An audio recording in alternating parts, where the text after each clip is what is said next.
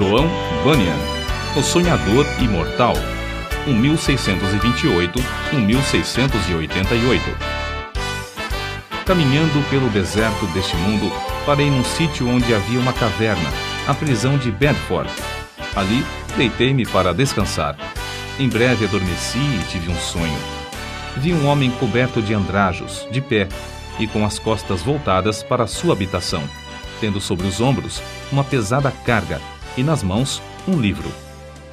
Faz 3 séculos que João Bunyan assim iniciou o seu livro O Peregrino. Os que conhecem as suas obras literárias podem testificar de que ele é, de fato, o sonhador imortal. Estando ele morto, ainda fala.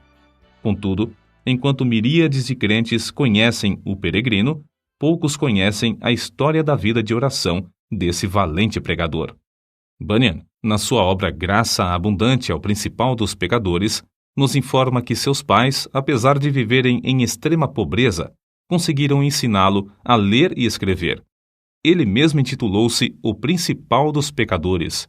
Outros atestam que, mesmo em sua impiedade, jamais foi beberrão ou imoral.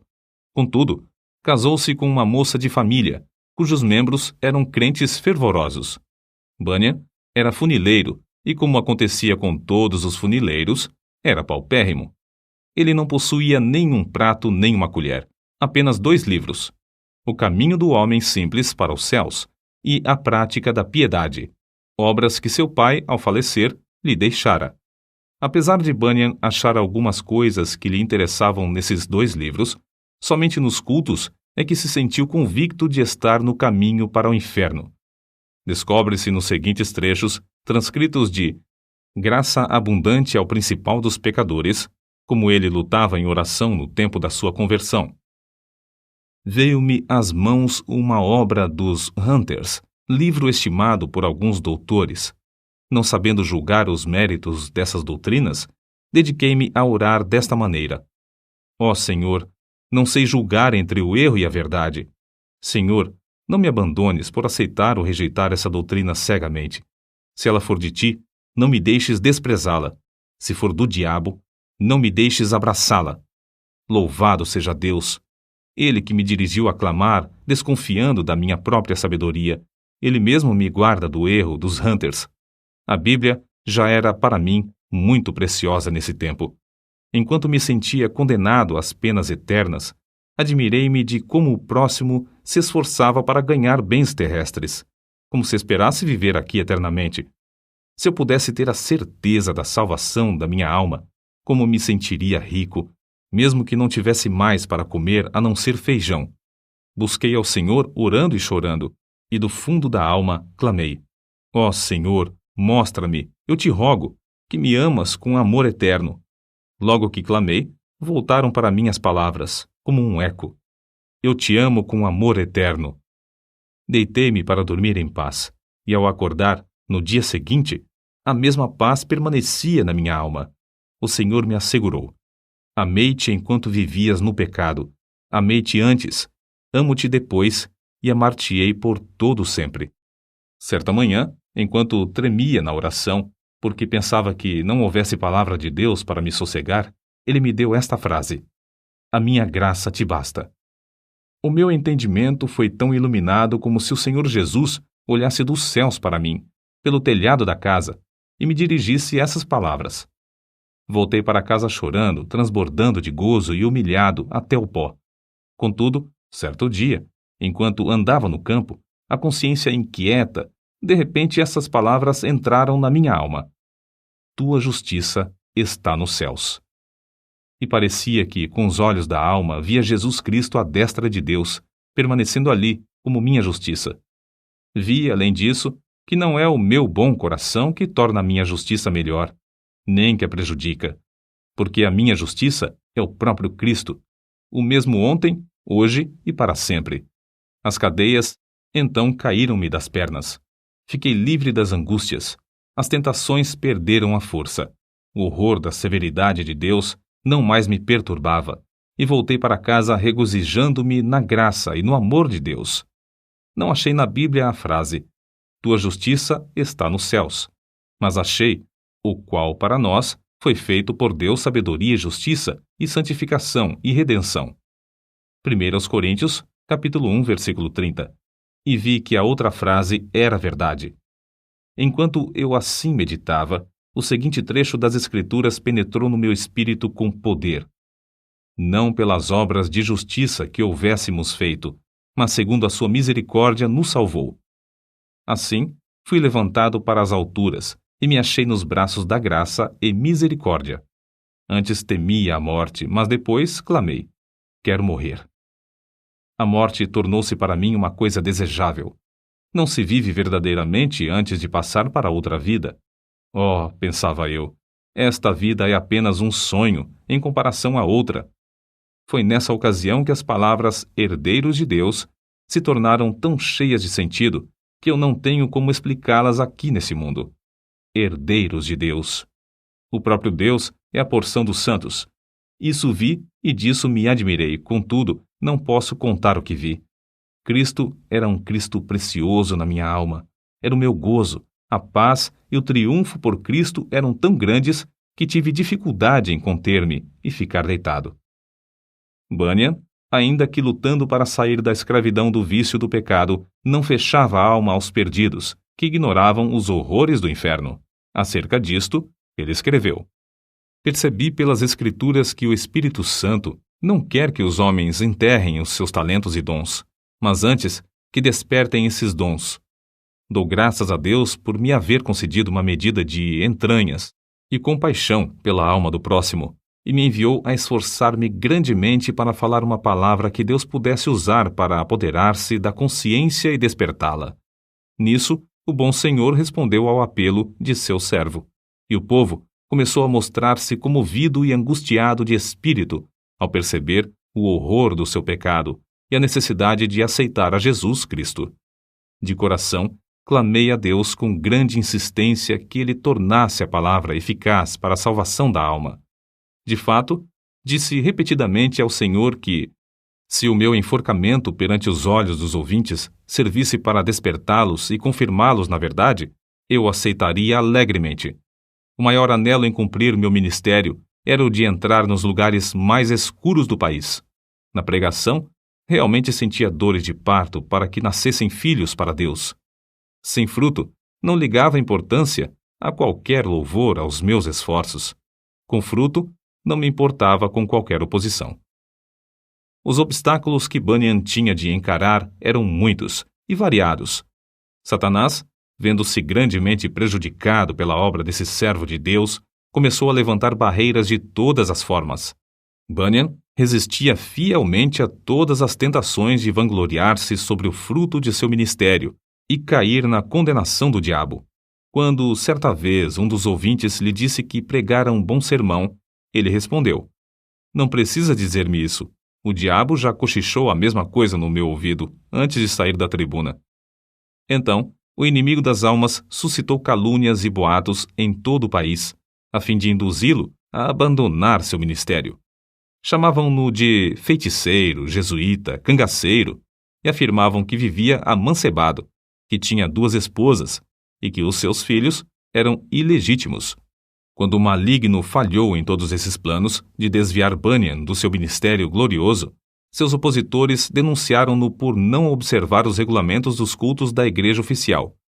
As autoridades civis o sentenciaram à prisão perpétua, recusando terminantemente a revogação da sentença, apesar de todos os esforços de seus amigos e dos rogos de sua esposa. Tinha de ficar preso até se comprometer a não mais pregar. Acerca de sua prisão, ele diz: nunca tinha sentido a presença de Deus ao meu lado em todas as ocasiões como depois de ser encerrado, fortalecendo-me tão ternamente com esta ou aquela escritura, até me fazer desejar, se fosse lícito, maiores provações para receber maiores consolações. Antes de ser preso, eu previ o que aconteceria, e 2 coisas ardiam no coração acerca de como poderia encarar a morte, se chegasse a tal ponto. Fui dirigido a orar pedindo a Deus que me fortalecesse com toda a força, segundo o poder da sua glória, em toda a fortaleza e longanimidade, dando com alegria graças ao Pai. Quase nunca orei durante o ano que precedeu minha prisão, sem que essa escritura me entrasse na mente, e eu compreendesse que, para sofrer com toda a paciência, devia ter toda a fortaleza, especialmente para sofrer com alegria. A segunda consideração foi na passagem que diz: Mas nós temos tido dentro de nós mesmos a sentença de morte para que não confiássemos em nós mesmos, porém em Deus que ressuscita os mortos. Cheguei a ver por essa escritura que, se eu chegasse ao ponto de sofrer como devia, primeiramente tinha de sentenciar à morte todas as coisas que pertencem à nossa vida, considerando-me a mim mesmo, minha esposa, meus filhos, a saúde, os prazeres, tudo, enfim, como mortos para comigo e eu morto para com eles. Resolvi, como Paulo disse, não olhar para as coisas que se veem, mas sim para as que se não veem, porque as coisas que se veem são temporais, mas as coisas que se não veem são eternas. E compreendi que, se eu fosse prevenido apenas de ser preso, poderia, de improviso, ser chamado também para ser açoitado ou amarrado ao pelourinho. Ainda que esperasse apenas esses castigos, não suportaria o castigo de desterro. Mas a melhor maneira para passar os sofrimentos seria confiar em Deus, quanto ao mundo vindouro. Quanto a este mundo, devia considerar o sepulcro como minha morada, estender o meu leito nas trevas e dizer à corrupção: Tu és meu pai, e aos vermes: Vós sois minha mãe e minha irmã. Jó, capítulo 17, versículos 13 e 14. Contudo, apesar desse auxílio, senti-me um homem cercado de fraquezas. A separação da minha esposa e de nossos filhos aqui na prisão torna-se, às vezes, como se fosse a separação da carne e dos ossos. E isto não somente porque me lembro das tribulações e misérias que meus queridos têm de sofrer, especialmente a filhinha cega. Minha pobre filha, quão triste é a tua porção neste mundo. Serás maltratada, pedirás esmolas, passarás fome, frio, nudez e outras calamidades. Oh, os sofrimentos da minha ceguinha quebrar-me-iam o coração aos pedaços. Eu meditava muito também sobre o horror ao inferno dos que temiam a cruz, a ponto de se recusarem a glorificar a Cristo, suas palavras e leis perante os filhos dos homens. Além do mais, pensava sobre a glória que ele preparara para os que, em amor, fé e paciência, testificavam dele. A lembrança destas coisas servia para diminuir a mágoa que sentia ao lembrar-me de que eu e meus queridos sofríamos pelo testemunho de Cristo. Nem todos os horrores da prisão abalaram o espírito de João Bunyan.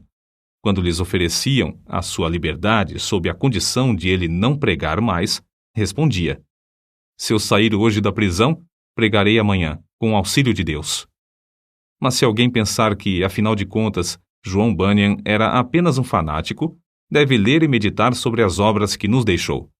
Graça abundante ao principal dos pecadores, chamado ao ministério, o peregrino, a peregrina, a conduta do crente, a glória do templo, o pecador de Jerusalém é salvo, as guerras da famosa cidade de alma humana, a vida e a morte de homem mau, o sermão do monte, a figueira infrutífera, discursos sobre oração, o viajante celestial, gemidos de uma alma no inferno, a justificação é imputada, entre outros.